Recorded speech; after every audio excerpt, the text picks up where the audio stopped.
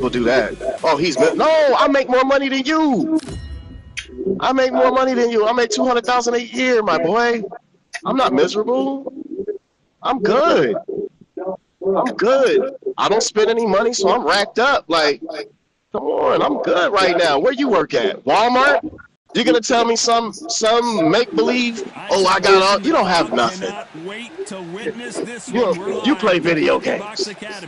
Alongside me is Johnny Nelson. About time to. Yeah. I use this while I'm driving. I talk on the mic while I'm driving, and I'm usually in this party talking. So I don't care what y'all say. Y'all can go to any other party. Y'all can start a party with each other, but you ain't here with me. So I'm gonna keep going. Let's talk about something. Let's talk about what you need to be doing.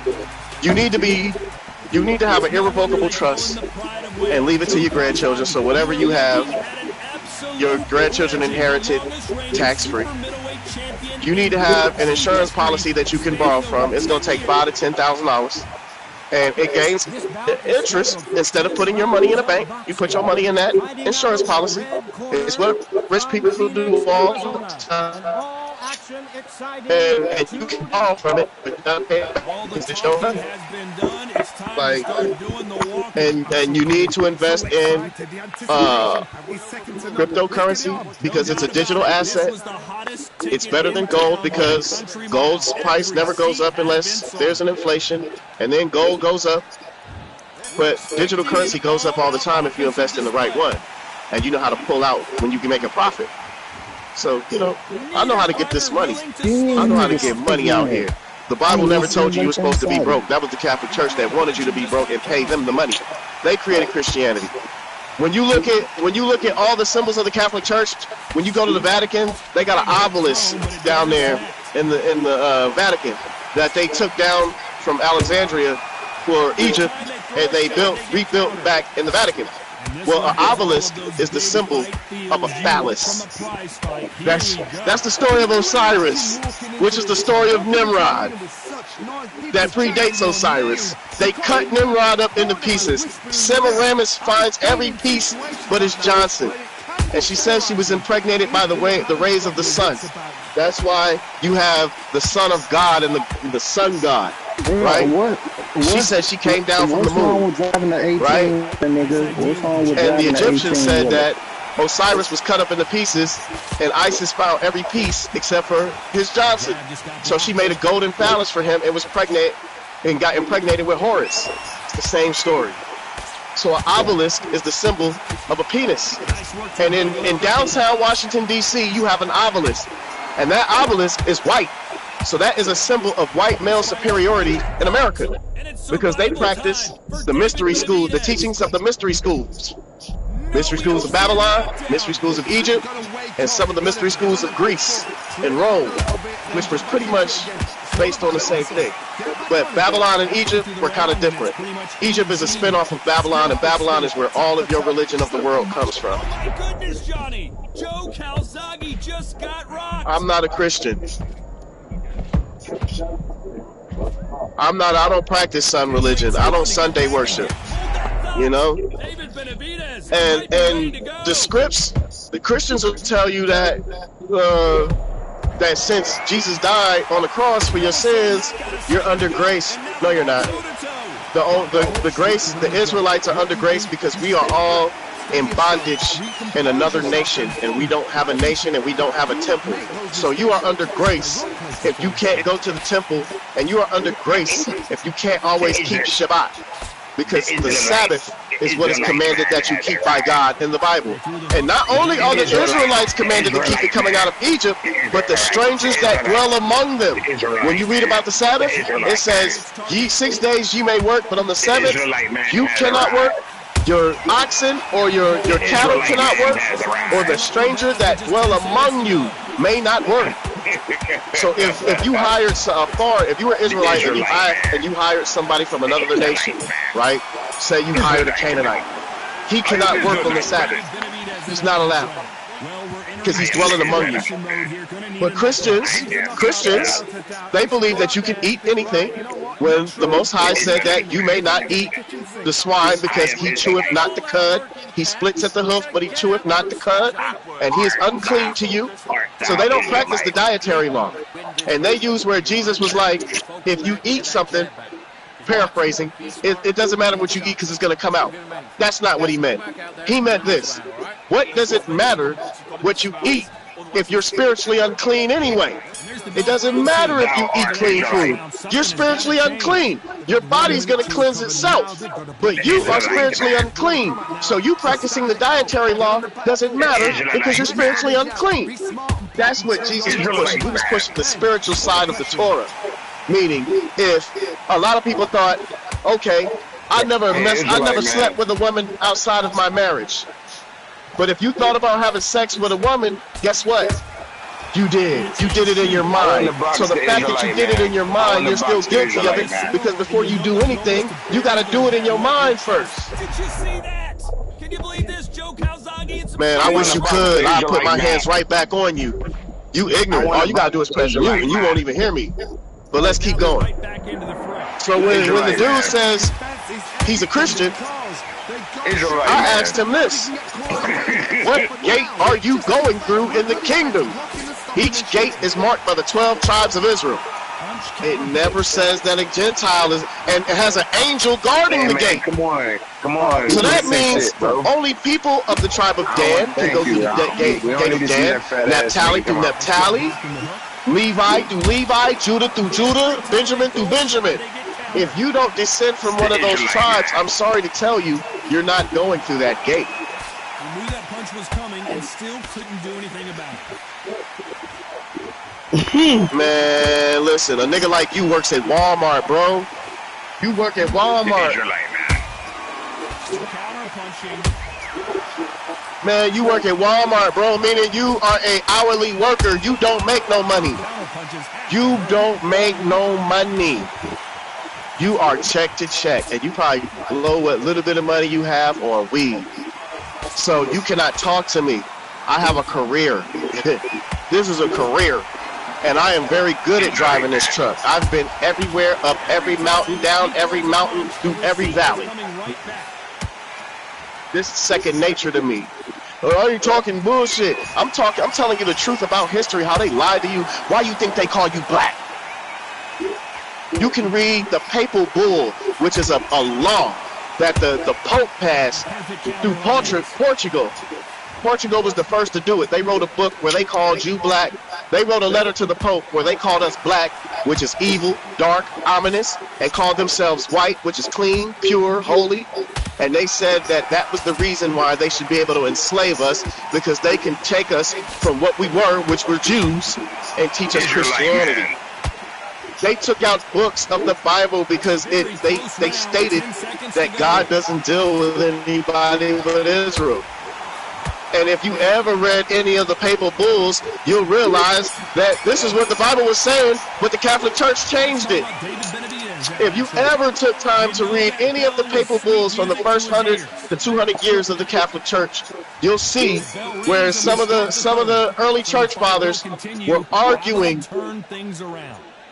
certain points, and that's why you get Christianity the way it is, because of like 8 different early church fathers. I'm not gonna lose shit. I'm doing the speed limit. I'm good. I'm at the proper weight. I have the proper time on my clock. I think you don't know how I do my job because you work at Walmart. I don't care. You're going into bondage. You have Neanderthal DNA, meaning you're not even part of the original creation. Did you know that? Did you know that if you descend from Europe, you have 3 to 6% hominid DNA, and a hominid is not human. So you're not even a pureblood. You're not even, technically, you're not Adamic. You don't come from Adam. You were progenerated. That's why it's called out of Africa. It doesn't say out of, it's not called the out of Europe creation theory, because out of Africa means some Africans left out of Africa, went into Europe and slept with Neanderthals, and we get you. If we go back 8,900 years ago, you don't exist. There's none of you. If you read the book of Enoch, right? In the book of Enoch, Noah has a white child. Noah is born albino, right? Lamech has a white child. He's born albino. There's no white people at this time. You're not lying, bro. No, Lamech's Noah's father goes to Methuselah, his father. He goes to Jared and his father, and Jared takes it to Methuselah. Well, no, Methuselah is his father, Jared is his father. So Lamech takes Noah to Methuselah. And Noah said, I have begotten a children that is a child that's unlike us. He resembles the children of angels. Because what are the angels in the book of Enoch said to look like? White skin, red hair, and blue eyes. You're not even part of the original creation, my boy. You are not part of the original creation, my boy. And you can look up the creation of Noah in the book of Enoch and read it for yourself. Now you'll see I'm not lying to you. But you're a Christian, right? You believe in the great delusion. God allowed a great delusion, a great lie to sweep across the world because people were evil. It wasn't in their heart to believe the truth from the beginning. So he lets you believe that. And he lets you not follow the law. So when you go before the Messiah, he's going to say, depart from me, ye that practices lawlessness, for I do not know you. What is lawlessness? Meaning you didn't keep the laws of Moses. The Israelite is speaking. You're right. Let the Israelites speak. Listen, man, you can call me a nigga, you can call me whatever. I've studied and I know the truth. The Israelite. Call them the Israelite. How do they turn their fortunes around? You an Israelite too, brother. You from the tribe of Judah too. You in America. You from Judah. Judah and Benjamin and Levi were sent into slavery at the same time. The northern kingdom, they were scattered. You fit the curses of the book of Deuteronomy. You'll go into bondage by way of ships thereof. Egypt, it translates to the house of bondage. God promised the children of Israel when they came out of Egypt, they would never go back into Egypt. So when the book of Deuteronomy says Egypt, it's a metaphor for slavery. You'll build a house, but you won't live in it. Another man will lay with your wife. You'll have children and won't be able to enjoy them. They'll be sold off. That was slavery, bro. None of them white Jews fit that. They don't fit any of those curses, bro. None of them.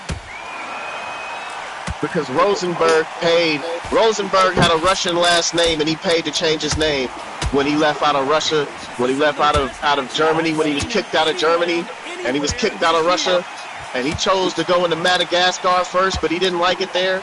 So the Rothschilds go and buy the land of Israel. It's true.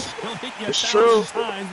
The plan was, the whole plan was, World War I and II was to destabilize. While you're thinking it's Europe fighting over some bull, the whole plan was to destabilize the Ottoman Empire.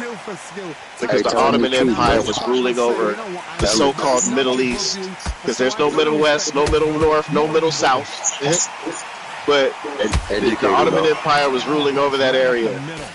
And it was starting to lose traction. And the British got together with the family of Saudi Arabia and told them, if you help us, we'll give you your own land. And that's where you get Saudi Arabia from. The family, the Saudi family, are the ones that helped the British, and the British set them up with a monarchy. That's why they can do whatever they want over there. That's why you got people that disappear. That's why you got princesses that are locked in the castle. That's why a lot of crazy things go on in Saudi Arabia and nobody says a word. The Israelite man did all this shit. I couldn't have did it. I didn't do it. Goddamn Israelite. Oh, you can call me what you want. You calling me an N-word is not bad, because that word derives from the river Niger. The river Niger was pronounced Niger at one time, and Europeans couldn't say it, so they said the N-word. I'm calling you the I-word. That's how that word comes about. If you look at the etymology of that word, that's where it comes about. And those were Israelites they were talking about. What he said about the hyperbolic I'm time an Israelite, chamber? but I'm Yahudim. I'm from the tribe of Yehuda. So I'm Southern Kingdom. I'm not Northern Kingdom. Those are the Israelites. What you said about I'm the hyperbolic Yahudim. It's the time kingdom chamber? of You said Israel, something north and south. hyperbolic. But I'm the Yahudim. That's why I'm called black. Everybody else in the world got an ethnicity but me. Why you think that is? Everybody else, if you from Nigeria, you're Nigerian. If you from China, you're Chinese. But if you black in America, you're not American. They made up a name for us, African American. First, we were colored. They didn't accept us. And even in the beginning, after the Emancipation Proclamation, it is until the 13th Amendment that the grandchildren of the slaves are American citizens. But the slaves that were free were free. Time chamber. They were not technically free. They became property of the United States because the United States barred the trade of slavery and the practice of slavery. Good So that for means, but they didn't free the people. They didn't make the people citizens.